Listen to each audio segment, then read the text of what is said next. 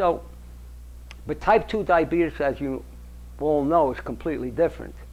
Once you can get the receptors to start to pick up the insulin, they're going to be normal. And if you can get a lot of cases, if you can get them to reduce their body weight, that alone will do it. But there are certain cases where some people have type 2 diabetes and they're not overweight, so it's a little more to it than that. Most people that have type 2 diabetes are producing more insulin than they really need, maybe 2 or 3 times more. And it's just not, the receptors are not picking up the insulin.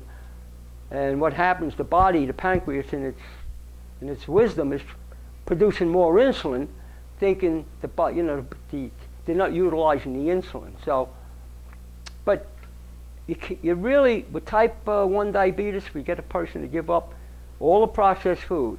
You can let them eat as much as they want. You don't have to worry about counting calories with this type of diet, especially if they're eating at least 50, 60% raw.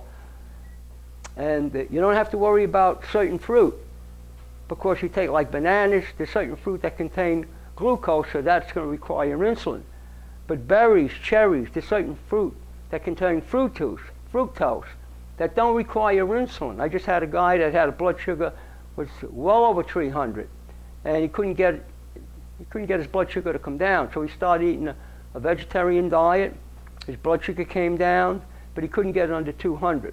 And I told him, don't be afraid to start eating some berries, some blueberries and things like that. He said, I can't. My doctor told me not to eat fruit, just to eat fruit in moderation. I said, well, why don't you try it? I told him to eat 2 boxes of blueberries in the morning, 2 boxes, and 3 Granny Smith apples in the afternoon. And check your blood sugar 2 hours later. His blood sugar was 138. So now he eats fruit, and his blood sugar's down. He don't have the cravings for sugar, like a lot of diabetics do.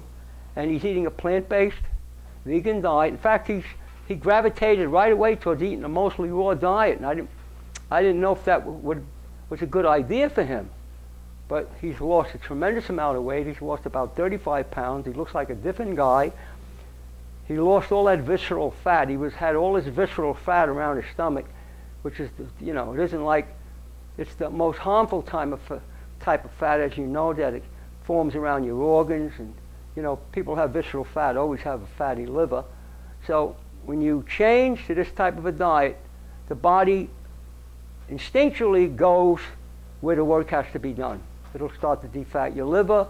It'll start to make all the changes that have to be made.